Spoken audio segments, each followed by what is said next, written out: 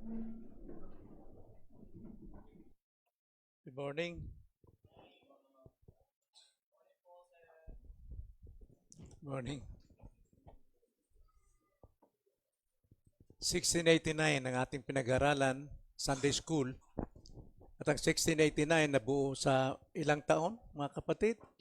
1,364 years. At ito po ay pinuhunanan ng dugo, buhay at panahon ng ating mga magulang sa pananampalataya. Tayo ngayon ay nasa Lesson 8, Christ the Mediator. Sa ating pasimula, nais kong balikan muli yung ating napag-aralan the last time, summary po ng maikling summary ng ating napag-aralan 1689, tungkol po sa batas, tungkol sa kautusan. Gusto kong maging malinaw ito, sapagat maraming nagtuturo ngayon na hindi na kailangan ng batas. Wala nang kaugnayan ng batas sa Kristiyano.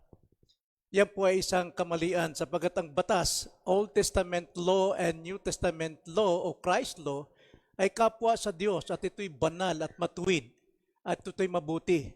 At kung banal, ito'y salita ng Panginoon, kalooban ng Diyos, ito'y mananatili magpakilanman tulad ng Diyos na mananatili magpakilanman. Na gusto kong bigyan ng pansin ang law and the gospel bago tayo dumako sa ating paksa, Christ the Mediator. Gospel po, ito'y pinapangaral sa atin at lumilikha ito ng faith sa ating puso, sa ating buhay. At ito ang tumatanggap sa biyayang kaligtasan. Now, ang kautusan naman, gaya ng sinabi sa Romans 7:12, kaya't ang kautusan ay banal, at ang utos ay banal, at matuwid, at mabuti. Ang batas po ay matuwid at banal. Kaya hindi maaring mawawalan ito ng bisa o wala na itong halaga pagdating sa buhay Kristiyano. Sapagat sa tuwing naipapangaral po ang kautusan, anumang bahagi sa kautusan, nakukonvict tayo, nagkakaroon tayo ng guilt sa ating pong kasalanan. Kaya ang kautusan po ay napakalaga even sa Christians. Romans 7:7, ganito ang sabi, ano nga ang ating sasabihin? Ang kautusan ba'y kasalanan? Huwag nawang mangyari.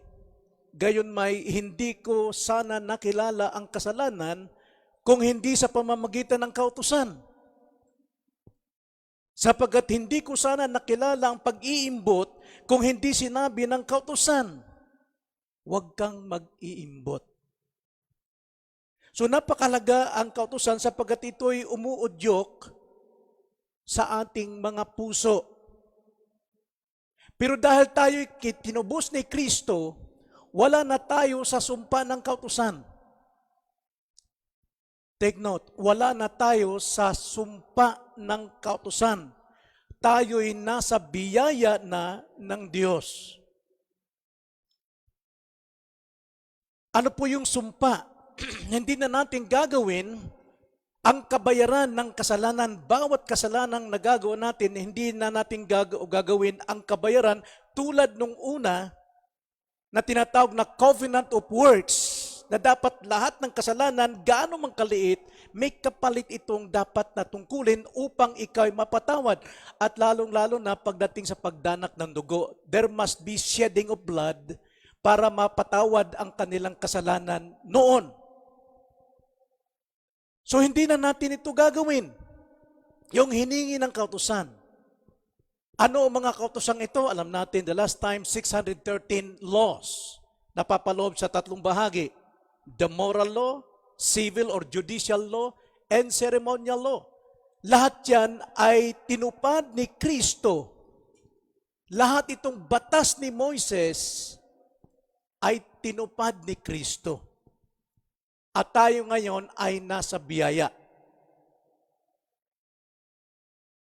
Kanya nga, noon kapag ang isang tao ay nagkasala ng isa sa 10 kautusan o sa lahat ng kautusan, nagkasala siya sa buong kautusan. Ang sabi ng James chapter 2 verse 10. Sapagkat sino mang tumutupad ng buong kautusan, subalit lumalabag sa isa, ay nagkakasala sa lahat. Ngayon, kung lahat ng kasalanan ay dapat mong bayaran sa pamamagitan ng hinihingi ng ceremonial law, ay hindi mo magagawa. Sa makatwid, nasa sumpa ka ng kasalanan. Nasa sumpa ka ng kautusan, gaya ng sinabi sa Galatians chapter 3 verse 10. Sapagkat ang lahat na umaasa sa mga gawa ng kautusan ay nasa ilalim ng sumpa. Sapagkat nasusulat, sumpain ang bawat isang hindi sumusunod sa lahat ng bagay na nasusulat sa aklat ng kautusan.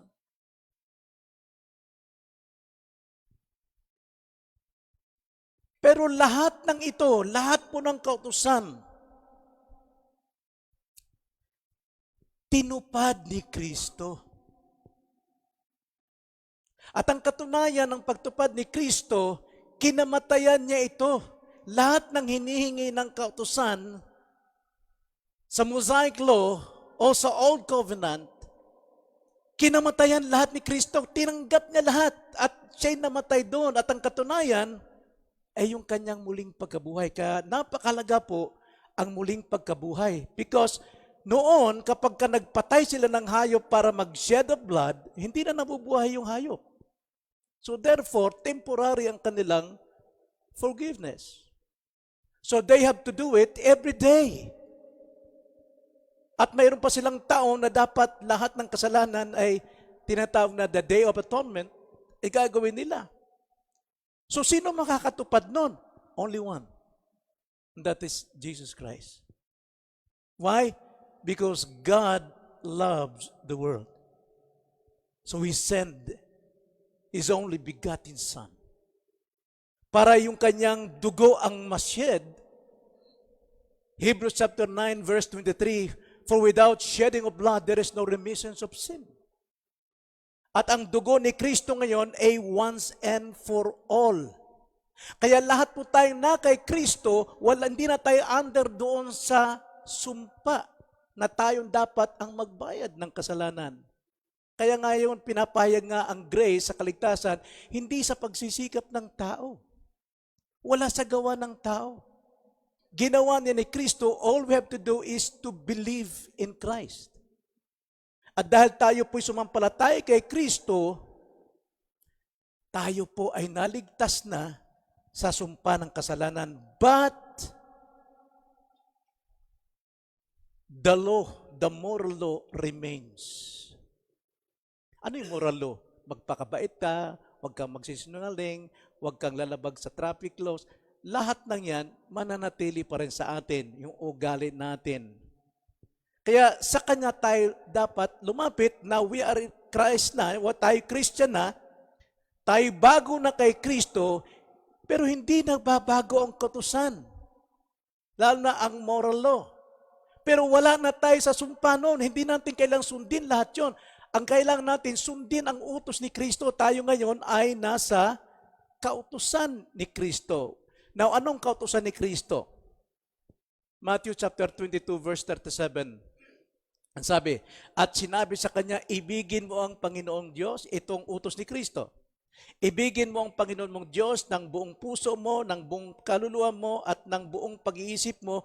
Ito ang dakila at unang utos. At ang pangalawa ay katulad nito, ibigin mo ang iyong kapwa na gaya ng iyong sarili. Tayo po ay iniibig ng Diyos, kaya tinupad tayo at tinupad ni Kristo ang lahat ng hiningi ng kautusan sa magitan ng pag-ibig ng Diyos, namatay si Kristo, kaya lahat po ng mananampalataya nasa pag-ibig o biyaya ni Kristo. Naunawan ba? Lahat tayo ay nasa pag-ibig ng Diyos. Lahat ng tayo nasa pag-ibig o biyaya ng Diyos, sapagkat ang sabi sa Romans 13 verse 10, ang pag-ibig ay hindi gumagawa ng masama sa kanyang kapwa, ang pag-ibig ang siyang katuparan ng kautusan. Love is the fulfillment of the law. God's love sent His Son, and Christ died because of love. And whoever believes in Him, we are now in God's love.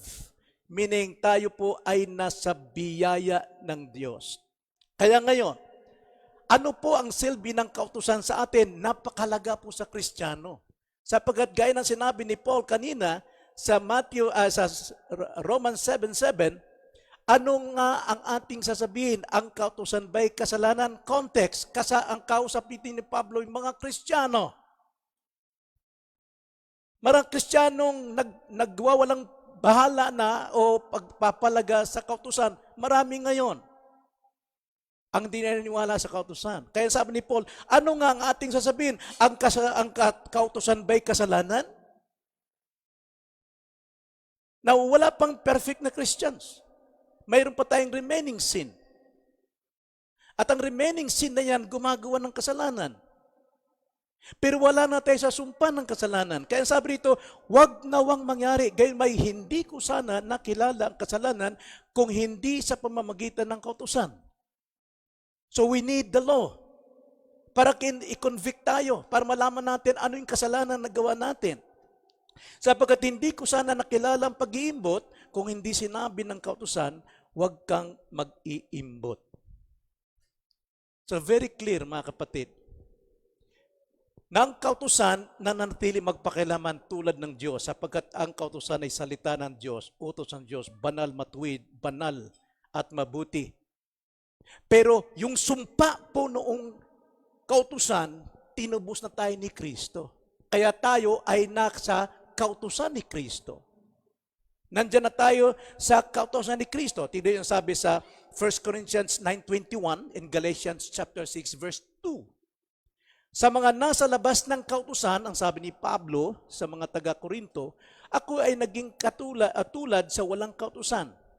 Ito yung kanyang pakikipagsalamuha sa mga tao para makapag-save siya through his gospel o his preaching. Nakikiisa siya, nakikisama siya. Not really compromising, pero ginagawa niya lahat para maligtas ang mga tao kay Kristo.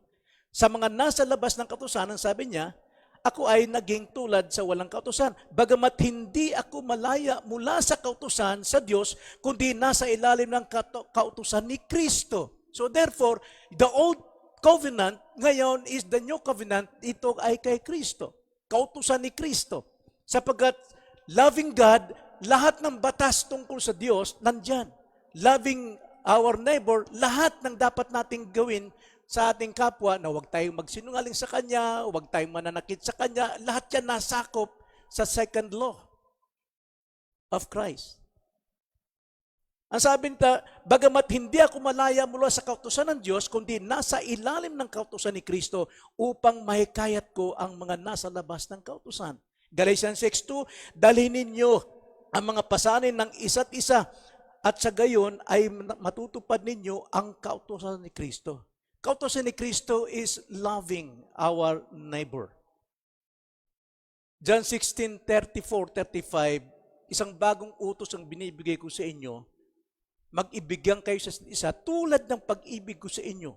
Sapagkat kung kayo nag-iibigan sa isa't isa, makikilala ng lahat na kayo'y mga alagad ko. See? Hindi natin gagawin babayaran yung kailangan magpatay pa tayo ng hayop every time magkasala ka. Kailangan magpatay ka ng bato-bato o ano pang dapat hilingin para doon. So ang kautusan mga kapatid, narito. Ang kautusan, the law ngayon, ay naghahayag sa atin ng kanyang kalooban. Ang kautusan ngayon, ang siyang naghahayag ng kanyang kalooban kung ano ang maaari nating gawin upang siya'y bigyan natin ng kaluguran sa buhay. Ang kautusan ngayon, tinatawag na salita ni Kristo or utos ni Kristo. Faith cometh by hearing, hearing by the words, the law of Christ, the logos, the teaching, the doctrine of Christ.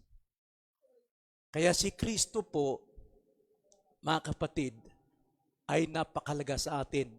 Bawat utos ni Kristo, bawat utos na ating marinig sa preaching, we love it.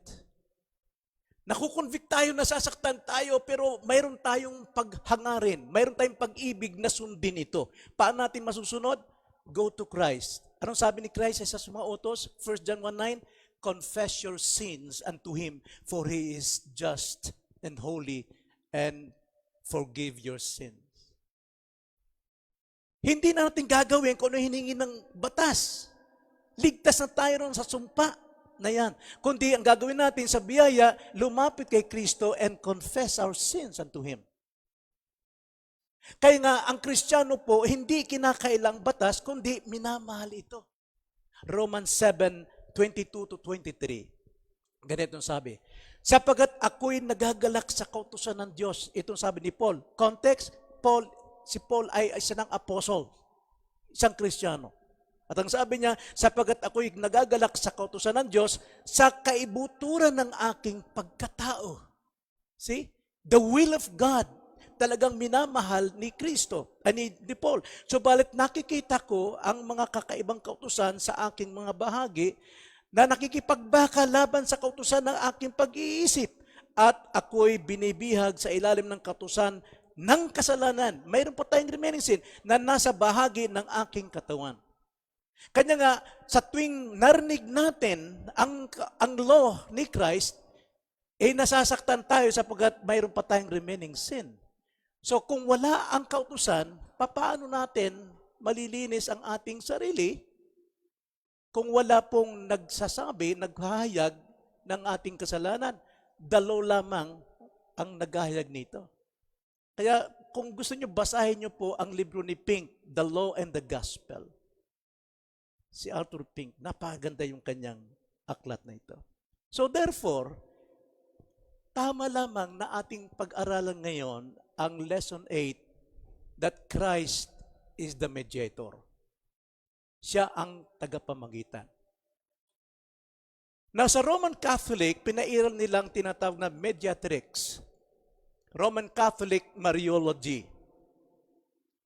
Ito raw ay tungkulin ni Birhing Maria na mamagitan sa katubusan na ginawa ng ating Panginoon. Pero napakalinaw po ang Bible when it comes to mediator. 1 Timothy chapter 2 verse 5, ganito ang pagkakasabi. Sapagkat may isang Diyos at may isang tagapamagitan sa Diyos at sa mga tao, ang taong si Kristo. There is only one mediator. So hindi po natin pwedeng paniwalaan ito.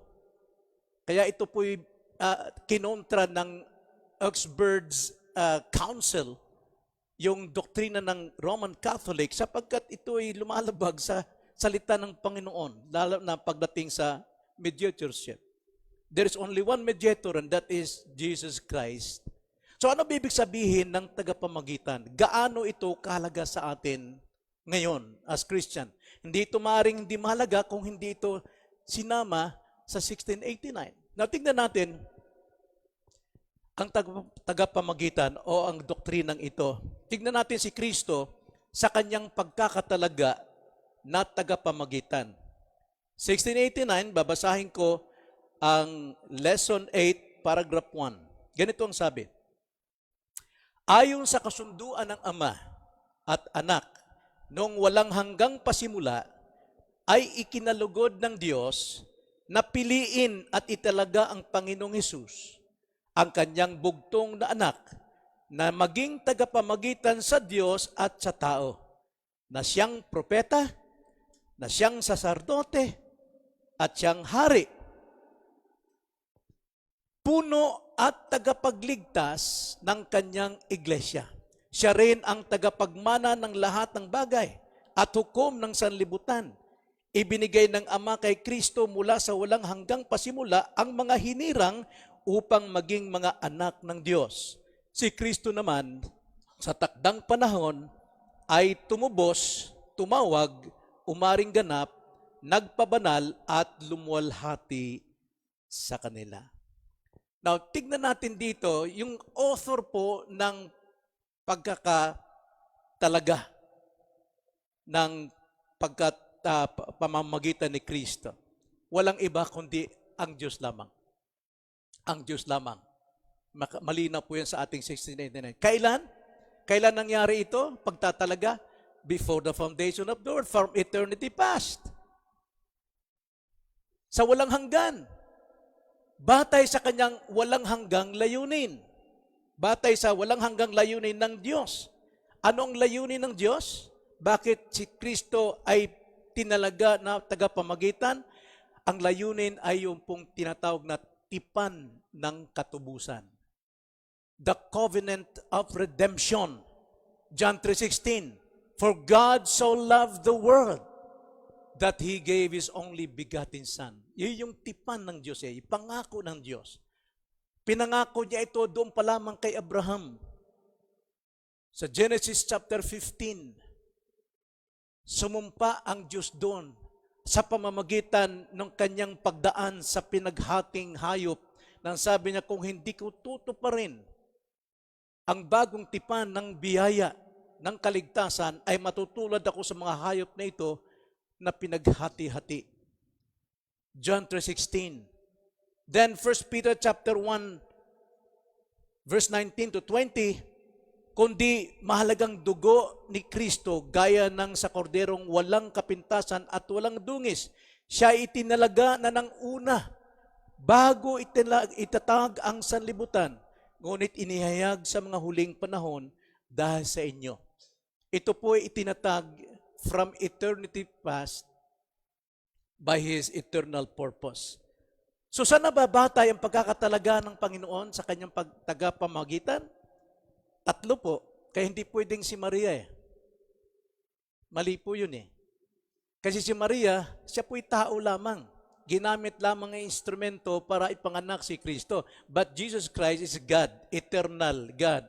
At siya po'y nag-incarnate, nagkatawang tao, kinuha niya ang katawan ni Maria at lahat ng sangkap ng tao para siya maging isang propeta. Siya yung propeta. Yan ang kanyang pagiging tagapamagitan. Isa siyang prophet. Sabi sa Acts chapter 3 verse 22, tunay na sinabi ni Moises, ang Panginoong Diyos ay pipili para sa inyo ng isang propetang gaya ko mula sa inyong mga kapatid. Pakinggan ninyo siya sa lahat ng bagay na sasabihin niya sa inyo. Propeta, tagapangaral, tagapagsalita. Jesus Christ is the exact representation of the Holy Father. Siya po yung exact representation. Siya yung salita. Siya yung nagpapaliwanag tungkol sa Diyos. Siya yung nagpapahayag ng layunin ng Diyos. Siya yung nagpapahayag ng pag-ibig ng Diyos. Si Kristo, ang salita. Siya isang propeta. Then ikalawa, siya isang saserdote. Isa siyang pari. Pag sinabing pari, tagapamagitan. Tagapamagitan sa Diyos at sa tao. Si Christ lamang ang propeta. Gaya ng inihula rin sa lumang tipan through Melchizedek. Ang sabi po sa Hebrews 5:5, ganito ang sabi.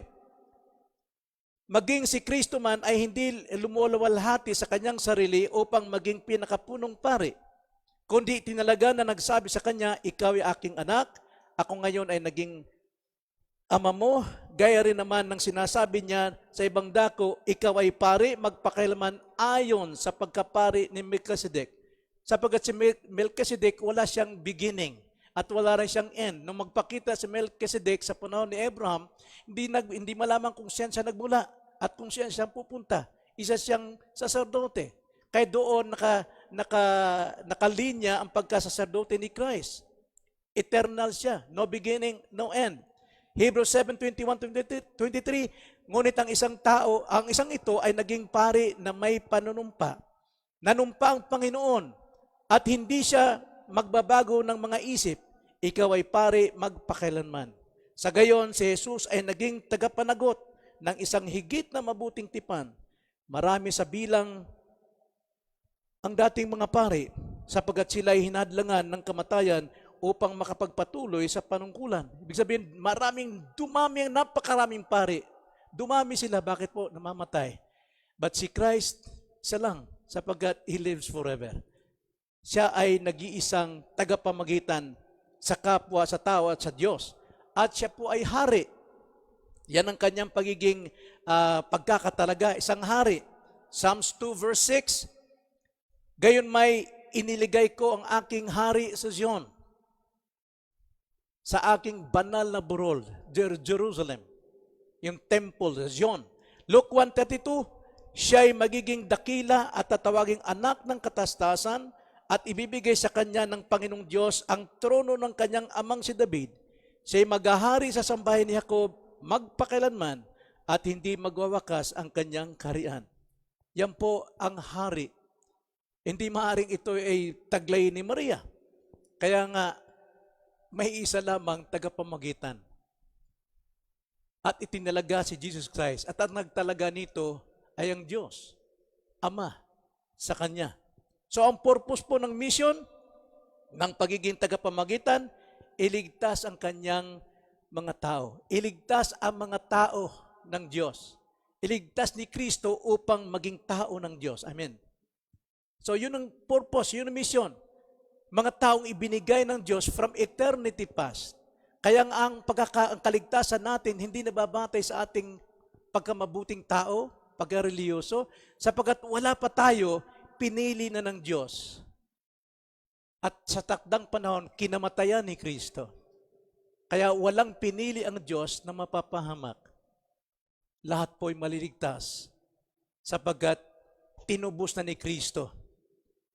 Ang katubusan ni Kristo ay makapangyarihan para sa lahat ng tao.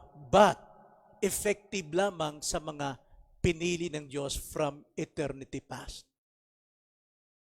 Kaya hindi pwedeng sabihin nila na sa ibang mga naniniwala na pinili lamang ang kinamatayan ni Kristo. No, lahat po kinamatayan, but effective to the chosen people. So yun po ibig sabihin po si Kristo sa kanyang pagkatalaga bilang tagapamagitan. Now, ikalawa, tignan natin, si Kristo sa kanyang pagkakatawang tao bilang tagapamagitan. Paragraph 2 ng 1689. Lesson 8, paragraph 2. Ganito ang sabi, ang anak ng Diyos, ang ikalawang persona sa banal na Trinidad, ay ang tunay at walang hanggang Diyos. Siya ang kaningningan ng kaluwalhatian ng Ama. Siya sa kabuuan ay kapantay niya. Siya ang lumikha ng sanlibutan, umaalalay at namamahala sa lahat ng kanyang ginawa. Siya sa takdang panahon ay nagkatawang tao. Taglay ang lahat ng katangian. Katangian ng ng tao, maliban sa dugo. At kahinaan nito. Ngunit, walang kasalanan, sapagkat ang kasalanan ay nasa dugo.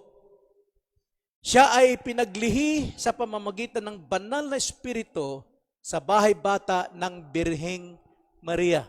Ibig sabihin po ng Birheng Maria, dalaga na birhen pa. Sapagkat may mga dalaga hindi na birhen, kundi Birheng Maria. Isang babae mula sa angkan ni Juda, kaya nga, gaya ng sinasabi ng kasulatan, siya ay pinanganak ng isang babae na nagmula kay Abraham at David. Sa ganitong paraan, ang dalawang kalikasan, ganap at magkaiba, ay pinag-isa sa iisang persona. Ang dalawang kalikasan ay hindi nagbabago at hindi naghahalo. Kaya ngayon, ang anak ng Diyos ay tunay na Diyos at tunay na tao. Ngunit, isang Kristo. Siya ang tanging tagapamagitan sa Diyos at sa tao. Yan pa ang wala pong tinataglay si Maria. Okay? So, hindi po mediatrix. So, who is Christ? Sino si Christ ang ayon sa ating binasa, paragraph 2? Siya po yung Son of God, the eternal God.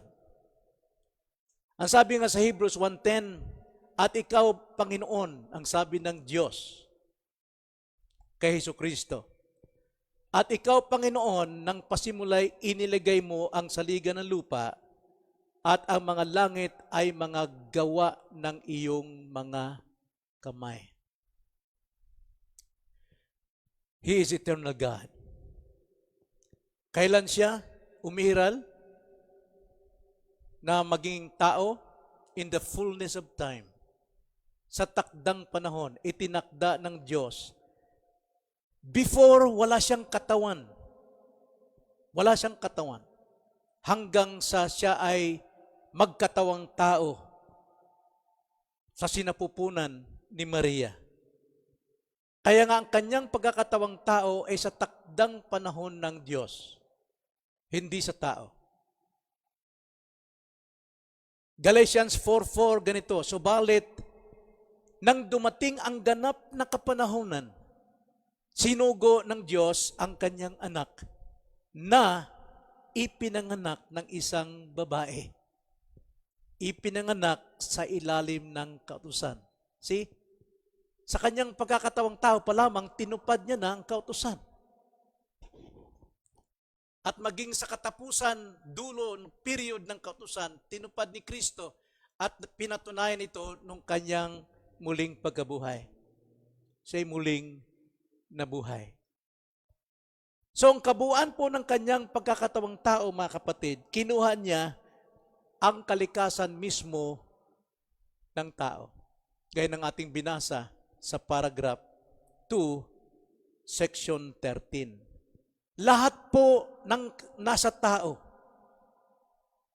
katawang tao at kaluluwa, kinuha ni Jesus Christ. Lahat ng common weakness, strength ng tao. Siya'y nagkakasakit, siya'y napapagod, siya'y tinutukso. Lahat ng maaring danasin ng tao, dinanas ni Kristo. Kaya alam ni Kristo ang kahinaan mo, problema mo, anuman ang nasa iyo, kalungkutan mo, kabiguan mo, dama ni Kristo lahat yan. Kaya siya lamang ang tagapamagitan natin na maaring dumamay sa iyo at any time.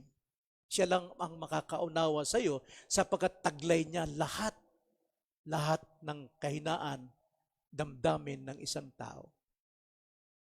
Pag nag-fail ka, hindi lang ikaw ang nalulungkot, maging si Kristo. Nalulungkot siya. Pero siya namamagitan at yun ang dapat nating tandaan. Lahat ng nasa tao, taglay niya, maliban sa dugo. Sapagat ang dugo po, diyan po dumadaloy ang kasalanan. Kaya nga, si Kristo, walang kasalanan. Hebrews chapter 4 verse 15, tignan niyo ang pagkakasabi. Ilapat ito sa ating mga sarili, sa ating sariling buhay. Subalit nang dumating ang ganap na kapanahunan, 15, Hebrews 4:15. Sapagkat tayo mayroong isang pinakapunong pari na marunong makiramay. Tandaan nyo, marunong siyang makiramay. Kung kayo namatayan, unang nakikiramay ang Panginoon sapagkat dama niya ang damdamin ng isang namatayan. Kung ikay may karamdaman na nagdurusa ka hanggang ngayon, naramdaman ni Kristo at nakikiramay siya, hindi siya nagpapabaya sa iyo bilang isang anak. Ano man ang problema mo, handa siyang tumulong para marisolba anumang pagkukulang, anumang kakulangan, anumang kamalian. Handa siyang magbigay sa iyo ng karunungan paano marisolba ang mabigat mong problema ngayon upang makapanumbalik sa kanyang fellowship. Sapagkat tayo'y mayroong isang pinakapunong pari na marunong makiramay sa ating mga kahinaan. Isa na tinukso sa lahat ng mga paraan. Gaya rin naman natin, gayon may walang kasalanan. Tinukso si Christ sa lahat ng paraan. Tayo rin dumadanas ng temptations sa lahat ng bagay. Pero wag nating sabihin, nag-iisa tayo. Huwag tayo magpahulog sa tukso.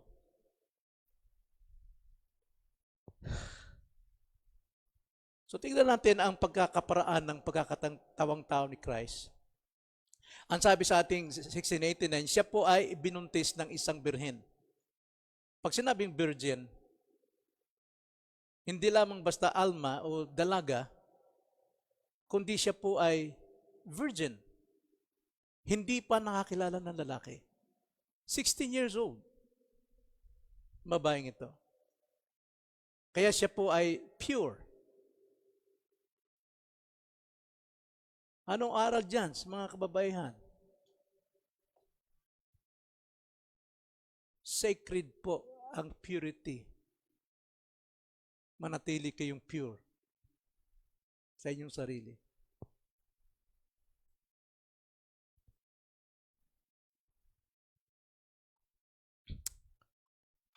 Romans 1:3. Ganito pong sabi. Tungkol sa kanyang anak na mula sa binhi ni David ayon sa laman, ay ipinahayag na anak ng Diyos na may kapangyarihan ayon sa espiritu ng kabanalan.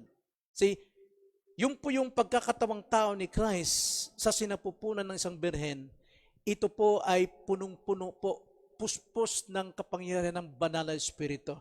So ang agent po ng pagkakabuo ni Christ as human flesh ay sa espiritu ng Diyos. Sa pamamagitan ng pagkabuhay muli sa mga patay, na ito ay si Jesu-Kristo na Panginoon, even sa kanyang resurrection. Romans 9:5, tingnan nyo. Sa kanila ang mga patriarka at sa kanila nagmula ang Kristo ayon sa laman na siyang nangingibabaw sa lahat. Diyos na maluwalhati magpakilanman. Siya po ay Diyos na maluwalhati magpakilanman. Bagamat siya po ay nasa katawang tao, but remain God. Siya po ay isang Diyos na nasa sinapupunan. Ang sisidlan ng kanyang pagkakatawang tao na Diyos, si Maria, isang birhen. Now, pagdating po sa ating born-again experience, mayroon pong dalawang klaseng dugo. Tayo po ay tinubos ni Kristo ng kanyang dugo, hindi ng mga salapi at hindi ng anumang mga bagay. Pagdating po sa born-again experience, kung atin titignan ang John 1:13, ang John 1:13, ito po yung context ng verse 12. Nang sabi rin, ang sino mang tumanggap dahil sumasampalataya ay binibigyan ng karapatang maging anak ng Diyos.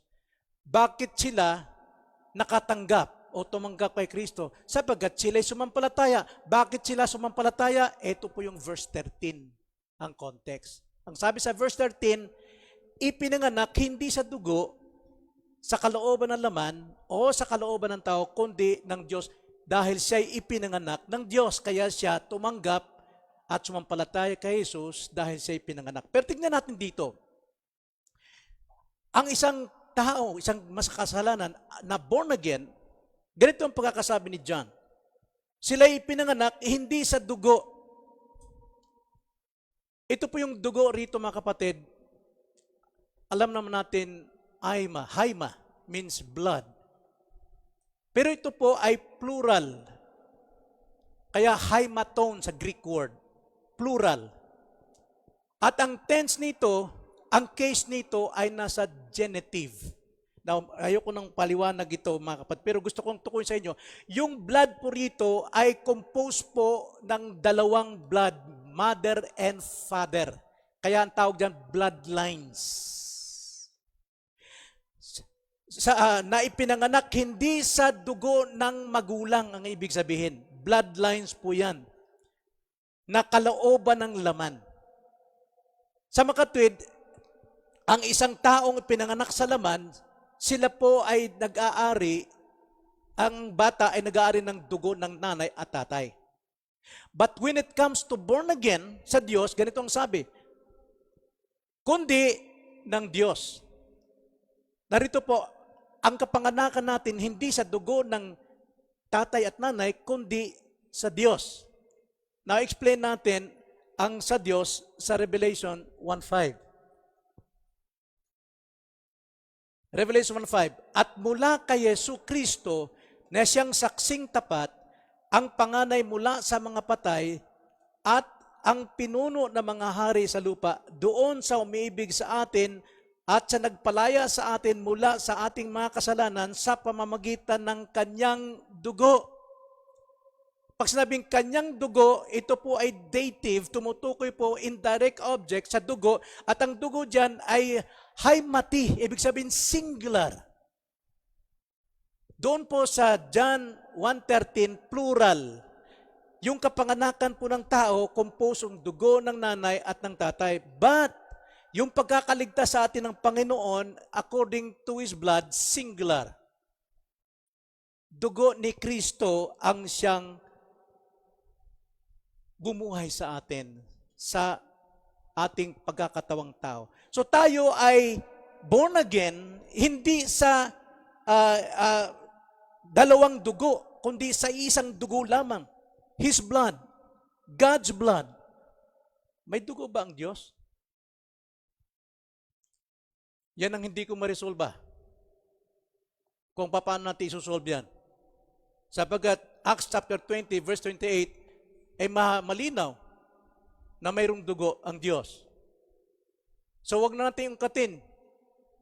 Secretive will remains to God, but revealed will belongs to us. Ang sabi po sa Acts 20:28, ingatan ninyo ang inyong sarili at ang buong akawan, sa kanila iniligay kayo ng Espiritu Santo na mga tagapangasiwa upang pangalagaan ninyo ang iglesia ng Diyos na binili niya ng kanyang sariling dugo. Hindi ko ma-explain. Kaya kung kayo mahilig magbasa ng maraming libro, hanapin po ninyo, may dugo ba ang Diyos? Pero dito, napakalinaw. What does the Bible says? God has a blood. So yung ating pagkakatawang tao, pagkakatawang muli, mga kapatid, kapanganakang muli, tayo po ay pinanganak sa isang dugo. At yan ay ang dugo ni Kristo, haimati, instead of haimaton na plural. Si Jesus pa naman ay pinanganak diya, kaiba rin. Di ba? Si Jesus ay kaiba rin, di tulad ng natural na mga anak.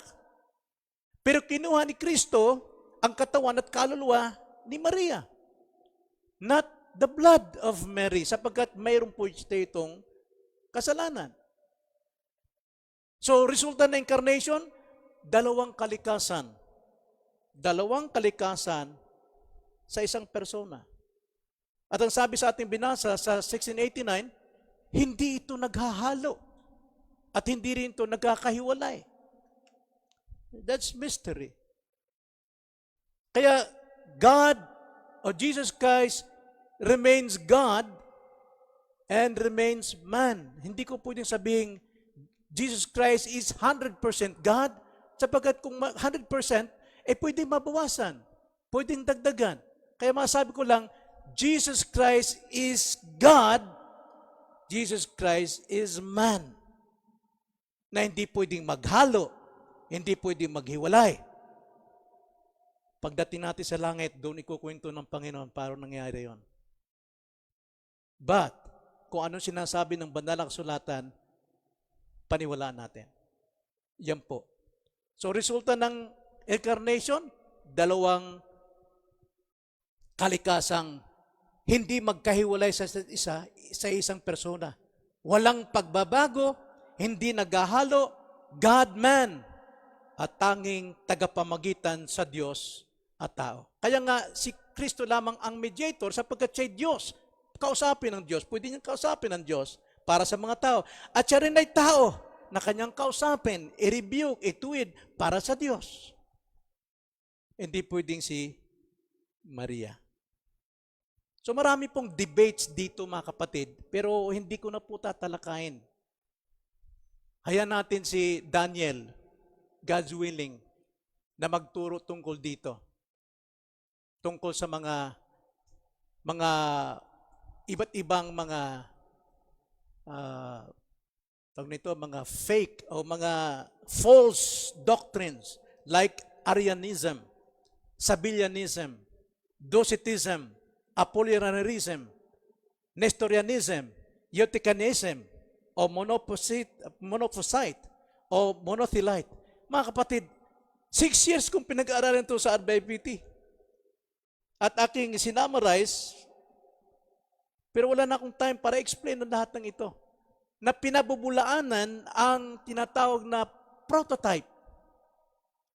Itong tinatawag nitong hypostatic union, yung pagkakasama ng sa isang persona ang Diyos at ang tao hindi ma-explain. Now, gusto ko lang bigyan ng pansin to. Arianism. Itong si Arianism, isa siyang pari noong 4th century sa Alexandria, na si Jesus daw ay isang nilikha lamang na Diyos. Kaya tinatanggi nila na si Jesus Christ ay Diyos. Ngunit tinatanggap nila na ito ay maliit na Diyos, like paniniwala ng Jehovah's Witness, maliit na Diyos, pero hindi tunay na Diyos. Pero ang sabi sa banal na kasulatan, He is a very, very, very God. Sa Bilianism, sa 3rd century ng isang presbyter, tinatawag nitong sa ating panahon, oneness. Itong oneness ngayon, sikat na sikat ito, mga kapatid. Ang Diyos ay nagpapakita bilang Ama, Anak, Espiritu. Isa lang yan. Isa lang. Hindi pwedeng maghiwalay. Oneness. Pero alam natin, there is only one God in 3 persons. Pareho sila sa power, pareho sila sa kanilang pagka-divine, lahat kapangyarihan, pero iba-iba ang kanilang ginagawa. Hard to explain. Pero pag na-explain natin ito, palay ko, Diyos na tayo. Docetism. Docetism naman, pagkala natin last time, ng paniniwala nila, si Jesus daw ay tila, may katawan tulad ng tao. Ibig sabihin, multo siya. Phantom. Parang blurred sa screen na may pakitang multo. Tila. Hindi totoong tao. Hindi totoong, kundi siya ay espiritu. Apollinarism. Sa 4th century, ito yung Christian heresies ni Apollinaris, na itinatanggi na si Jesus ay mayroong kaluluwa, no? Debate sa pagkakatawang tao. Nestorianism, marami pa mga kapatid. Ang importante rito, ito si Kristo ang Diyos na ating sinasamba. Tanging ating tagapamagitan. Yun ang pinakamahalaga. Then lastly, mga kapatid, sandali na lang ito. Tignan natin si Kristo sa kanyang pagkamarapat na tagapamagitan. Paragraph 3, mahaba po itong Christ the Mediator, kaya mayroon pa tayong ikalawa. Ang sabi po sa paragraph 3, ang Panginoong Hesus, Diyos at tao, ay ibinukod at pinahiran ng puspos ng banal na Espiritu. Nasa Kanya ang lahat ng karunungan at kaalaman. Ikinalugod ng Ama ng buong kapuspusan ng biyaya at katotohanan ay manahan sa Kanya. Palibhas ay banal, walang sala, walang dungis, kaya siya ay naging karapat-dapat na tumupad ng gawain ng isang tagapamagitan at tagapanagot. Hindi niya itinalaga ang kanyang sarili sa gawain ito, kundi siya ay tinawag at sinugo ng kanyang Ama. Ang kanyang Ama ay nagkaloob sa kanya ng buong kapangyarihan at paghatol. Gayon din, inatasan siya na gamitin ang mga ito. So nakita nyo, nung bumaba si Kristo, bagamat siya sa tao, taglay niya ang lahat ng ito. Pero minsan may time na siya ay kumikilos bilang isang tao lamang, nagugutom siya, napapagod siya. Pero hindi ibig sabihin na hiwalay ang kanyang pagka-Diyos. Hindi maaaring magkahiwalay yun. Minsan naman nagpapakita as God, nagsasalita as God. Pero lahat ng ito, sabi ni Kristo, sa pamagitan ng kapuspusan ng banal na Espiritu, nagpapasakop pa rin siya sa Diyos, sa kapangyarihan ng Espiritu. Hindi siya gumagawa ng himala sa kanyang sariling kalooban, kundi sa kapangyarihan pa rin ng banal na Espiritu. Napakaganda sana, lahat po ng mga lingkod ng Diyos ay nananangan po sa kapangyarihan ng Diyos at hindi sa kanyang karunungan at kahusayan, kundi kung ano yung nasa Diyos. So siya yung ibinukod, siya yung pinahiran, siya yung puspos ng Espiritu, siya ang Misaya. Lahat ng kapuspusan nasa Kanya. Ang pagka-Diyos nasa Kanya. Hebrews chapter 1 verse 3, ganito po ang pagkakasabi. Siya ang kaningningan ng kaluwalhatian ng Diyos at tunay na larawan ng kanyang likas at kanyang inaalalayan ng lahat ng bagay sa pamamagitan ng kapangyarihan ng kanyang salita. Nang magawa na niya ang paglilinis ng mga kasalanan, siya'y umupo sa kanan ng kamahalan ng kataasan. Then Colossians chapter 1 verse 15, siya ang larawan ng Diyos na hindi nakikita, ang panganay sa lahat ng mga nilalang, sapagat sa pamamagitan niya nilalang ang lahat ng mga bagay sa langit at sa lupa, ang mga bagay na nakikita at mga bagay na hindi nakikita, maging mga trono o mga pagkapanginoon, maging mga pinuno o mga makapangyarihan, lahat ng mga bagay ay nilalang sa pamamagitan niya at para sa Kanya. Yun ang ating Diyos na si Kristo na ating sinasamba. Colossians 2:9, sapagkat sa Kanya'y naninirahan ang buong kapuspusan ng pagka-Diyos. In Him lives the fullness of God. Nasa Kanya. Yan po ang ating sinasamba na Panginoon. Nasa Kanya ang lahat ng wisdom, nasa Kanya ang lahat ng knowledge, nasa Kanya ang holiness, purity, full of grace and truth. Yan ang ating tagapagligtas. Yan ang hindi dapat natin pagtaksilan. Yan ang hindi dapat nating talikdan. Yan ang hindi dapat natin ikapagtampo kung tayo mayroong problema. Lagi siyang nakikiramay sa atin. Naririnig niya ang ating puso. Basang-basa niya ang ating isipan. Siya lamang ang worthy na tumupad sa gawain as a mediator at tagapagpanagot. Wala nang iba. Kaya wala pong pagkakamali ang sinabi sa Acts 14:12. Sapagkat walang ibang pangalan sa silong ng langit na ibinigay ng Diyos na sukat ikaligtas. And that name is, according to sa immediate context, sa verse 11, Jesus Christ. Si Jesus Christ. Kaya ngayon, unawa na natin, maunawaan natin ang sinasabi sa 1 Timothy chapter 2, verse 5 to 6. Ganito po ang pagkakasabi. Sapagkat may isang Diyos at may isang tagapamagitan sa Diyos at sa mga tao, ang taong si Kristo Jesus, na ibinigay ang kanyang sarili na pantubos sa lahat na siyang patotoo sa tamang panahon. So lahat po tayo mayroong remaining sin, nagkakasala pa rin tayo. Pero sa tuwing tayo magkakasala, mayroon pong conviction ng Holy Spirit sa atin, sinusumbatan tayo, and yung pong sumbat na ito, dinadala tayo sa biyaya kay Kristo upang sa Kanya natin ipahayag ang ating pagkakasala, and He is just and faithful to forgive us. Hindi na tayo dapat gumawa ng iba't ibang paraan para tayo matubos sa ating kasalanan. Tinubusan tayo ni Kristo dyan. Pero we need the law. Kailangan natin ng law para tayo i-convict. Sapagkat paano natin malalaman kung nagkakasala na tayo labag sa kalooban ng Diyos kung hindi natin pinapakinggan ang pangangaral ng salita ng Diyos? The law now is the Word of Christ. Namumuhay tayo sa pag-ibig. So therefore, go to Christ. Sa Kanya tayo lumapit sa tuwing tayo nagkakasala. Sa Kanya tayo lumapit.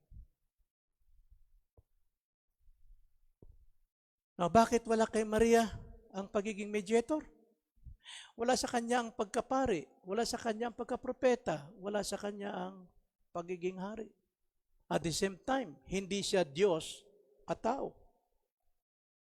Siya ay isang sisidid lamang ng Diyos-tao bilang isang birhen, Maria. Now, kung walang faith in Christ, kung wala ang iyong pananampalataya kay Kristo, magkakaroon ka ba ng totoong kaligtasan? There is no salvation apart from Christ.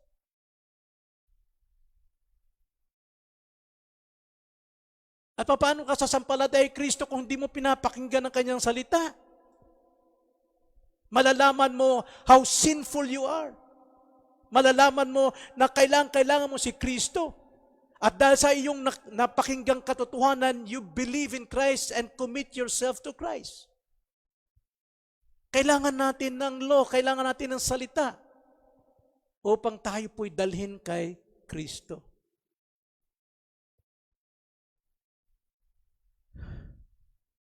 Walang kaligtasan sa kanino paman kung wala si Kristo. Kaya ikaw, hanggang ngayon, bakit hanggang ngayon hindi mo pa binibigay ang buhay mo kay Kristo gayong kilala mo na siya? Nakikilala mo na siya. O marahil, kaya hindi mo pa ma-commit ang buhay mo dahil sarado pa ang tenga mo sa kautusan ng Diyos. Wala pang conviction. Pero kung nadarama mo, go to Christ. Lumapit kay Kristo at tiyak na maliligtas ka. Tayo manalangin. Panginoon, maraming salamat po. Napakalinaw po na wala pong ibang tagapamagitan sa amin at sa inyo maliban kay Kristo. Sapagat si Kristo ang umako ng lahat ng kaparusahan, dapat kami ang magdusa. Kami nasa ilalim ng sumpa ng kautusan, ngunit kami tinubos ni Kristo. Siya ang umako at namatay upang ang lahat pong yon ay mawala po sa pamamagitan ng aming pagsampalataya sa Kanya. Na tinupad niya lahat alang-alang sa amin. Siya ang pumalit ng aming buhay upang matubos. Kaya salamat po sa iyong mga salita, ang iyong kalooban na nagsasabi sa amin kung ano yung mali, kung ano yung tama, kung ano yung dapat namin gawin upang bigyan kayo ng kaluguran. Sapagkat kung wala ang iyong salita, kami bulag sa buhay na ito. At maraming napapahamak dahil hindi namin minamahal ang kaalamang ito. Kaya Lord, maluwalhati ka nawa sa buhay po ng iyong mga tao ngayon nang nagbukas ka ng puso upang sila'y sumampalataya kay Kristo na kailang tanging tagapagligtas. In Jesus' name, Amen.